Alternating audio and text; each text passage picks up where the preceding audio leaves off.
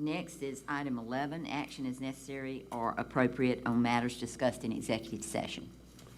I would like to make the motion that we approve item A, 3A, selected employment items, Exhibit A for action. Is there a second? Second, Mr. Couldn't see for the glare. I'm sorry. Thank you, Mr. Hogan. Is in discussion. Seeing none, all those in favor?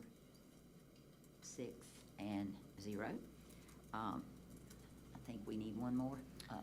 Yes, Ms. Hammond. I would like to make a motion that on item 3C, based upon the recommendation of administration, I move that we ratify the June 21st, 21 amendment to the contract with Kelly Services.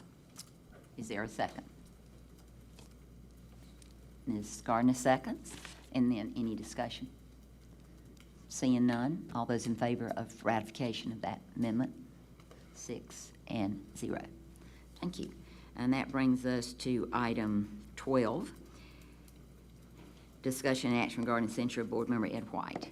I have something I really would just like to, I wrote it down so I make sure I say everything I wanted to, but as chair, I feel I have an obligation to protect the integrity of the board. And I think the board has an obligation to ensure that every student gets a quality education in a safe environment. A safe environment is only achieved when policies designed to protect students and employees are followed. Just as all our District 5 employees and students must adhere to policies or possibly suffer a consequence, so must our Board of Trustees be held to the same standard of conduct and accountability. Our board should operate within our policies as well as adhering to Robert's Rules of Order. We really should not operate as individual rogue board members without consequences. We operate under the authority of a majority rule, and then we must act as one entity.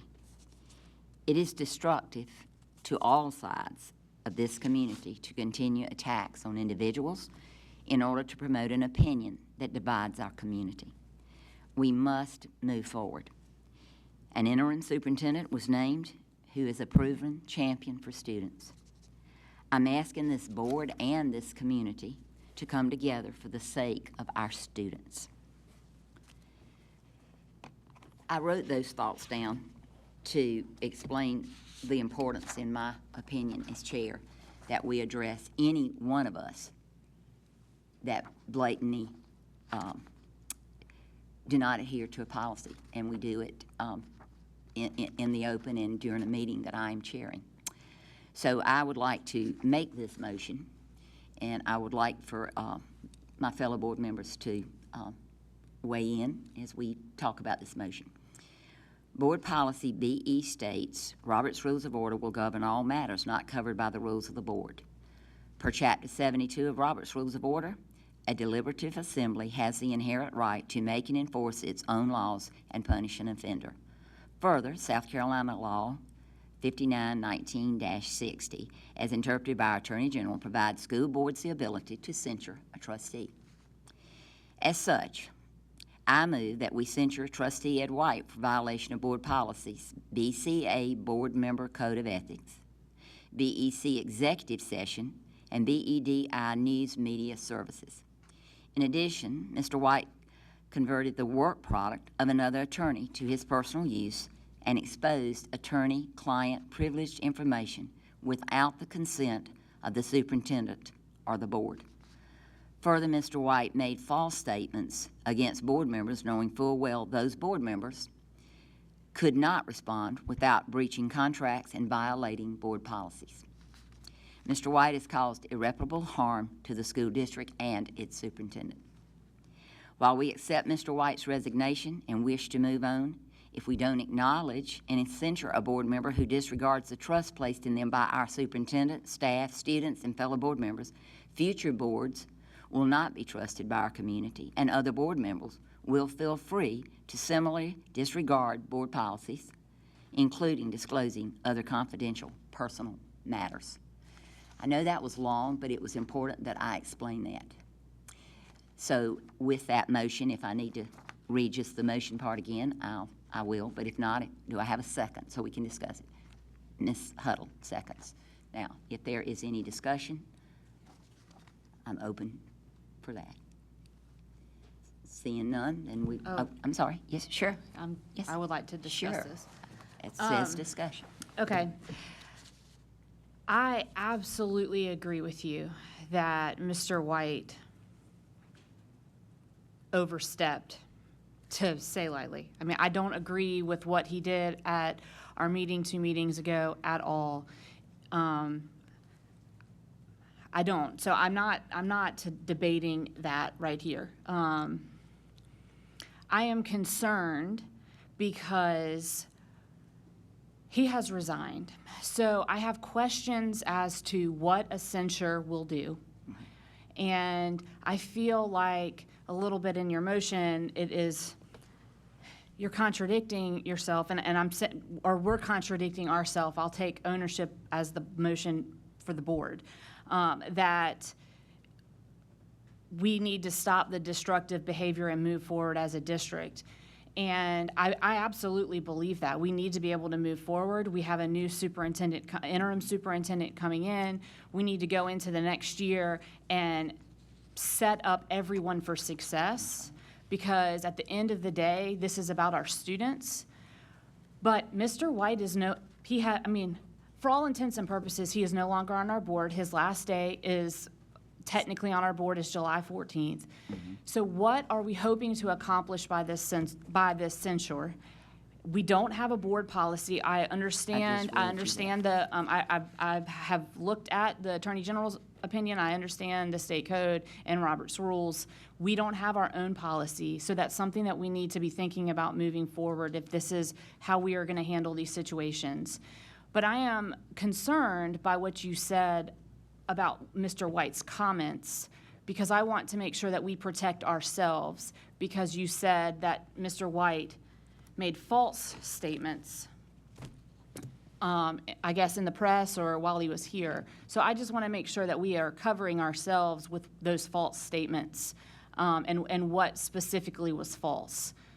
I don't want to open myself up to saying something that is not true in a public session. So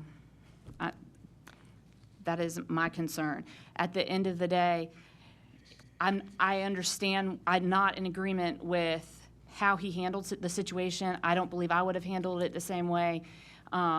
We do have a board policy. I do think he stepped outside of that. However, we can't move on if we keep holding on to the past, and I'm very concerned about that.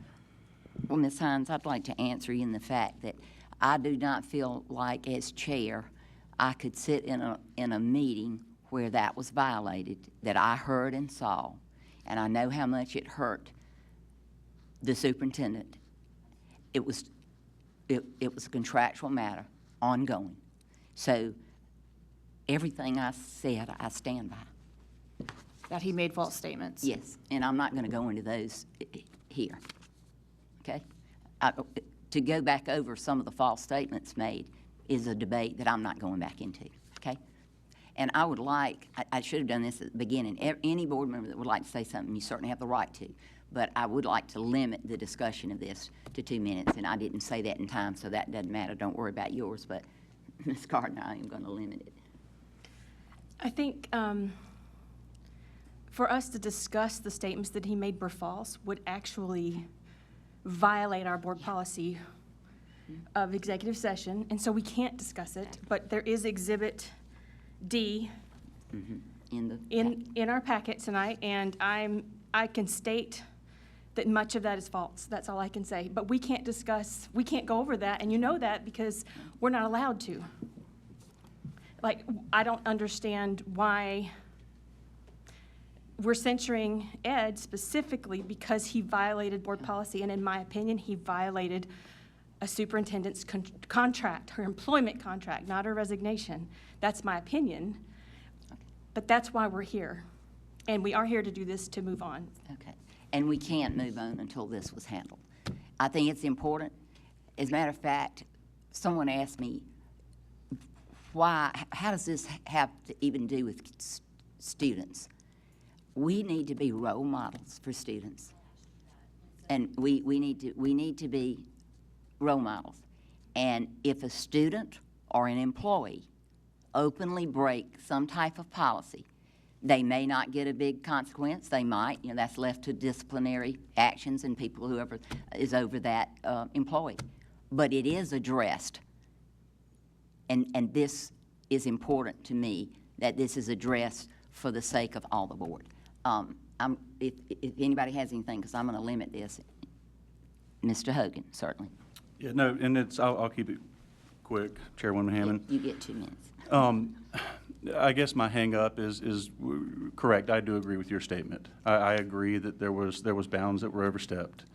My concern is that we do not have a policy for the repercussions of violating executive session.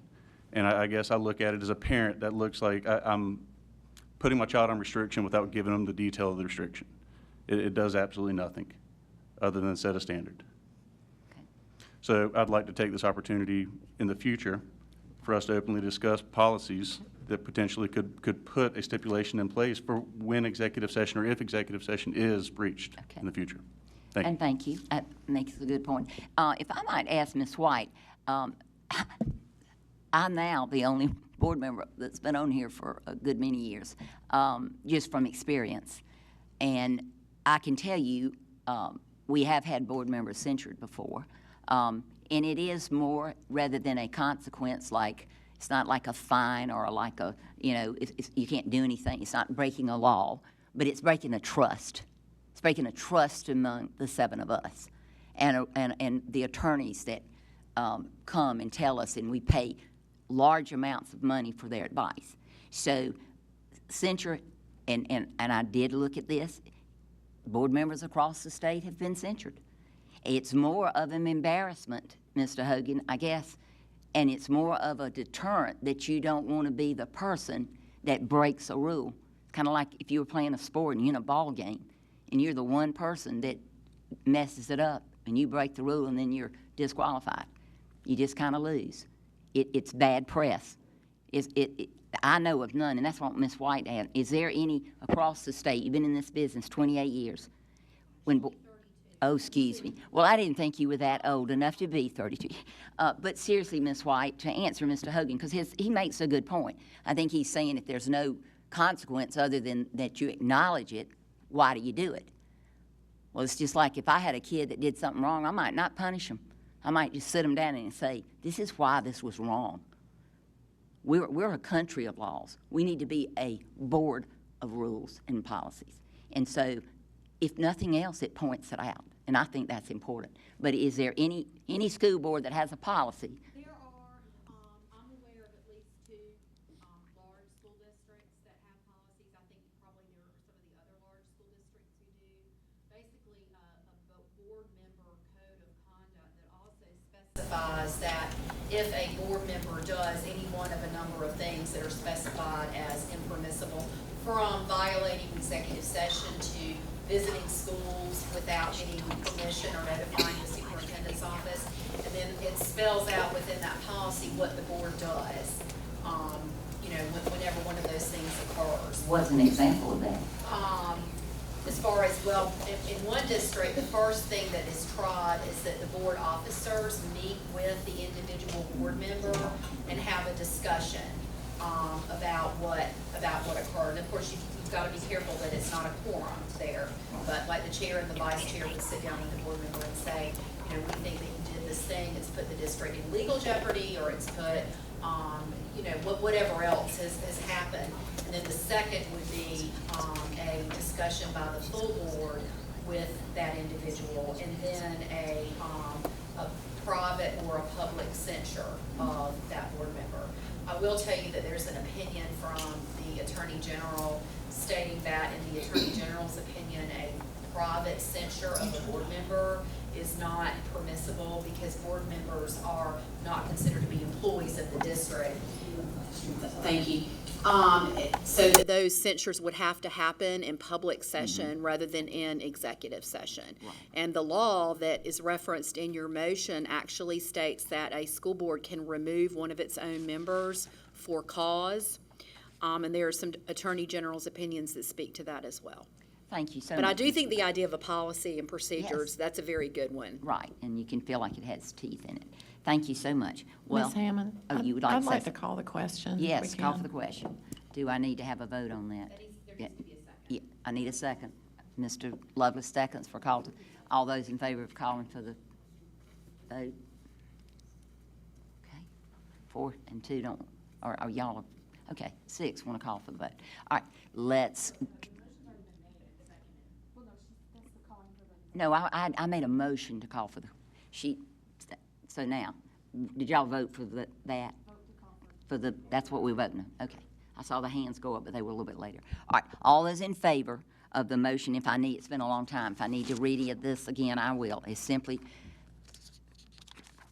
spelling out why I think this censure is important. It's to call to the attention, really, of all of us board members sitting here, along with the fact that this happened at a board meeting, and it was harmful. So all those in favor of the censure of Mr. White, please raise your hand. And that is 4, and all those opposed, 2. So it carries 4-2. Thank you. All right, discussion. No, textbook adoptions, 2021, 2022, recommendations, Exhibit E. And Mr. G is going to take care of that. Thank you and welcome. Thank you, Madam Chair, Board of Trustees. I'd like to draw your attention to Exhibit E, where we have some textbook recommendations that we'd like to bring forward to you tonight. Before I do that, I would like to say a thank you to 4 people that are sitting in the audience today. Our content coordinators over here to my right, we have Julie Shelby, our world language, and then also she does world language and ESOL as our coordinator. And then we have Amy Taylor, kindergarten through 12th grade mathematics coordinator. Melanie Sanford, our social studies coordinator, K through 12. And then Robin Cox, our ELA coordinator, K through 12. And Dr. Cox also does all of our textbooks overall as well. So I thank all 4 of them for being here because they're the ones that have done a lot of the legwork for these recommendations that we're bringing forward to you today. So what I'd like to draw your attention to is we have recommendations for Spanish grades K through 5, French grades K through 5, probability and statistics for honors grades 11 and 12, calculus honors grades 11, 12, and modern world history CP and honors. The State Department of Education, they send us requests, or they send us textbooks for us to review. We pull together committees based upon board policy at each of our schools to make recommendations that they bring forward to us for a district committee. We do not receive funds directly from the state for these textbooks. If they're approved, and I say if because at this moment we're not sure if these textbooks will or will not be approved for funding, but there is a likelihood that they may, so we bring them forward. If they're approved and we do not accept the textbooks, we do not receive that funding. That funding is allotted just for the textbooks for us to purchase. They do not go directly to the schools. And then also I'd like to mention that each of the recommendations that we bring forward to you today have digital content, so the digital text and digital content that goes along with each of these textbooks. At this moment, I'll bring it up for any questions that you may have. Mr. Lovelace? As far as, that's 5 textbooks, right? Yes. Okay, do we, are those just new textbooks and therefore there's other additions to older textbooks that were already approved, or why are we just looking at 5? That was my question, basically. So the State Department dictates which textbooks we're going to look at. So previous meetings, previous years, we've approved different textbooks. Some of those have been funded, some have not been funded. When the funding is made available, if we've had a recommendation that's already went forward and approved, then we can purchase that textbook once it becomes available. So these 5, the State Department, these are new books that they are telling us to review and to make a recommendation for. And then if they're funded, we'll be prepared to order those textbooks. So those were interactive. I noticed that all of those things, you know, they have, do our teachers get special training on the interactive part of that so that, you know, so that they know how to use the interactive portion properly? So all of the interaction digital content, the textbook providers typically provide training for our teachers. But you also see the content coordinators that I mentioned. Our content coordinators go through training themselves, so they're able to support the teachers in the adoption of these textbooks and the implementation in the classroom. Okay, thank you. Any other questions on Ms. Hines? So I may need a little bit of some explanation. It may sound silly, but as I was going through some of the different descriptions that you have, I see that there's a scale. So 15 out of 20 or 12 out of 25. How does that work? And I'm asking because on the first one regarding Spanish, it says under section 2, under organization and style, it's a 12 out of 25. And then that first sentence says that it's engaging and easy to read, but that the Lexile level is not appropriate for the course level. So I just don't know what that means, and I want to make sure that that's clarified, that it's a good book. I mean, I'm sure it is if it's recommended, but. So for example, great question. Okay. So for example, the Spanish that you're referencing, that Spanish textbook, it's really meant to be for an immersion type setting. We do not offer immersion in kindergarten through 5th grade, but it is a resource that our teachers have. So as they're going through that textbook and they're rating that textbook, a lot of the ratings you may see for that particular book are lower because it's more immersion based, and our teachers are not in an immersion setting. It's a once a week type of setting, which is a different type of setting.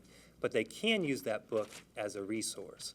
And then I'll also mention that for any of the textbooks, there's sometimes they may offer 5 textbooks for our review, sometimes there's 1.